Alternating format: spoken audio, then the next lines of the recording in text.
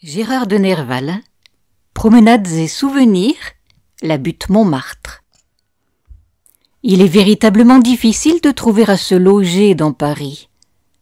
Je n'en ai jamais été si convaincu que depuis 2 mois. Arrivé d'Allemagne, après un court séjour dans une villa de la banlieue, je me suis cherché un domicile plus assuré que les précédents, dont l'un se trouvait sur la place du Louvre et l'autre dans la rue du Mail. Je ne remonte qu'à 6 années, évincé du premier avec 20 francs de dédommagement, que j'ai négligé je ne sais pourquoi d'aller toucher à la ville. J'avais trouvé dans le second ce qu'on ne trouve plus guère au centre de Paris.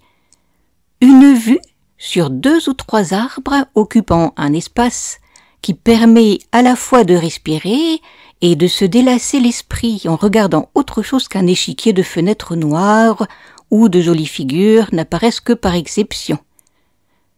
Je respecte la vie intime de mes voisins, et je ne suis pas de ceux qui examinent avec les longues vues le galbe d'une femme qui se couche, ou surprennent à l'œil nu les silhouettes particulières aux incidents et accidents de la vie conjugale. J'aime mieux tel horizon à souhait pour le plaisir des yeux, comme disait Fénelon, où l'on peut jouir soit d'un lever, soit d'un coucher de soleil, mais plus particulièrement du lever. Le coucher ne m'embarrasse guère, je suis sûre de le rencontrer partout ailleurs que chez moi. Pour se lever, c'est différent.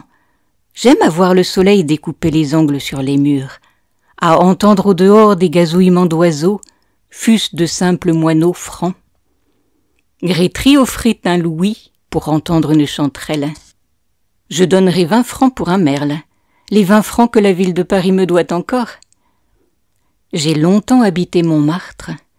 On y jouit d'un air très pur, de perspectives variées, et l'on y découvre des horizons magnifiques, soit qu'ayant été vertueux l'on aime à voir lever l'aurore, qui est très belle du côté de Paris, soit qu'avec des goûts moins simples on préfère ces teintes pourprées du couchant, où les nuages déchiquetés et flottants peignent des tableaux de bataille et de transfiguration au-dessus du grand cimetière, entre l'arc de l'Étoile et les coteaux bleuâtres qui vont d'Argenteuil à Pontoise. Les maisons nouvelles s'avancent toujours, comme la mer diluvienne qui a baigné les flancs de l'antique montagne, gagnant peu à peu les retraites où s'étaient réfugiés les monstres informes reconstruits depuis par Cuvier.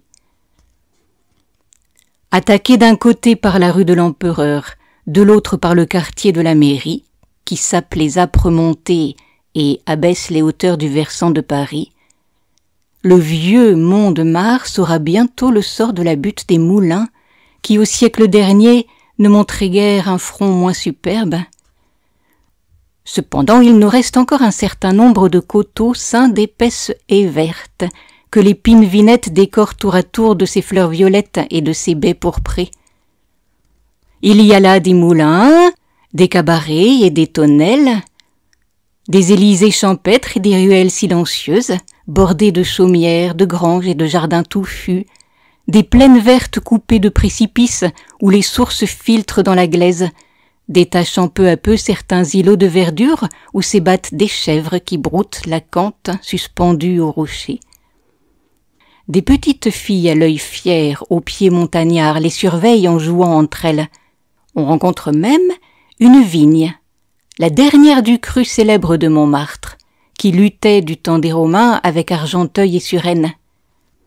Chaque année, cet humble coteau perd une rangée de ces cèpes rabougris qui tombent dans une carrière.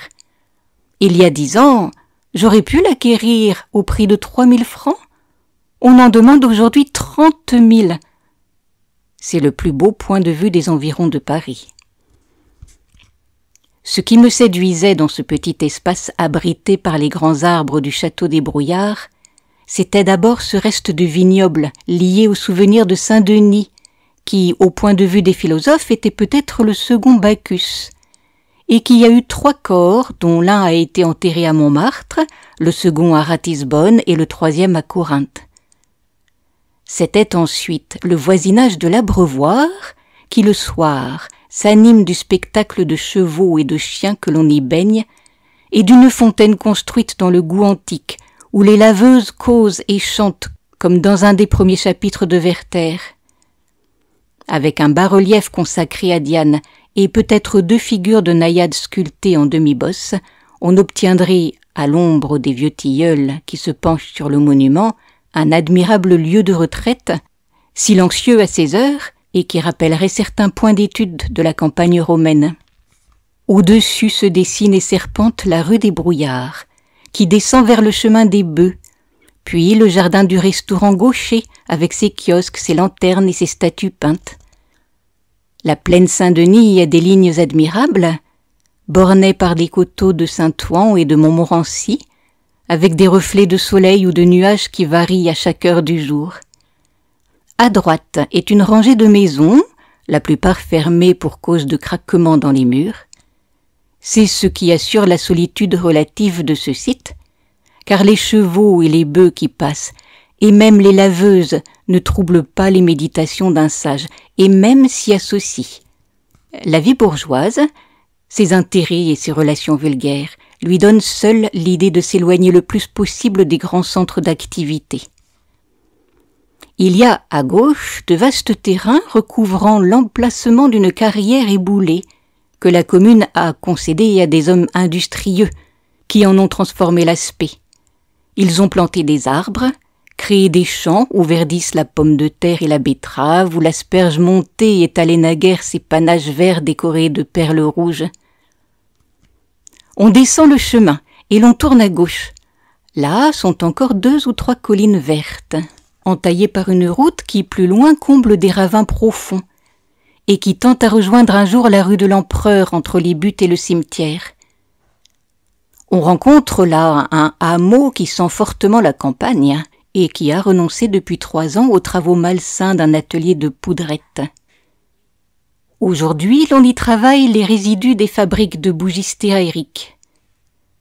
Que d'artistes repoussés du prix de Rome sont venus sur ce point étudier la campagne romaine et l'aspect des marais pontins. Il y reste même un marais animé par des canards, des oisons et des poules. Il n'est pas rare aussi d'y trouver des haillons pittoresques sur les épaules des travailleurs.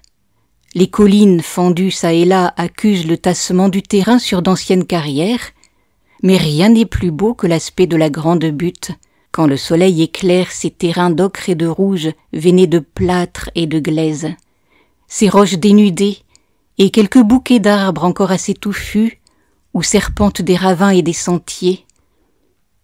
La plupart des terrains et des maisons éparses de cette petite vallée appartiennent à de vieux propriétaires qui ont calculé sur l'embarras des Parisiens à se créer de nouvelles demeures et sur la tendance qu'ont les maisons du quartier Montmartre à envahir dans un temps donné la plaine Saint-Denis. C'est une écluse qui arrête le torrent. Quand elle s'ouvrira, le terrain vaudra cher.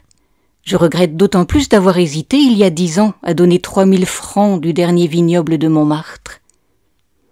Il n'y faut plus penser, je ne serai jamais propriétaire. Et pourtant que 2 fois, au 8 ou au 15 de chaque trimestre, près de Paris du moins, j'ai chanté le refrain de Monsieur Vautour. Quand on n'a pas de quoi payer son terme, il faut avoir une maison à soi. J'aurais fait faire dans cette vigne une construction si légère. Une petite villa dans le goût de Pompéi avec un impluvium et une cella, quelque chose comme la maison du poète tragique. Le pauvre Laviron, mort depuis sur les murs de Rome, m'en avait dessiné les plans. À dire vrai pourtant, il n'y a pas de propriétaire au but Montmartre. On ne peut asseoir légalement une propriété sur des terrains minés par des cavités peuplées dans leurs parois de mammouths et de mastodontes. La commune concède un droit de possession qui s'éteint au bout de 100 ans. On est campé comme les Turcs, et les doctrines les plus avancées auraient peine à contester un droit si fugitif où l'hérédité ne peut longuement s'établir. À bientôt pour de nouvelles aventures. Vous pouvez retrouver des histoires et des poésies sur ma chaîne Entendre lire.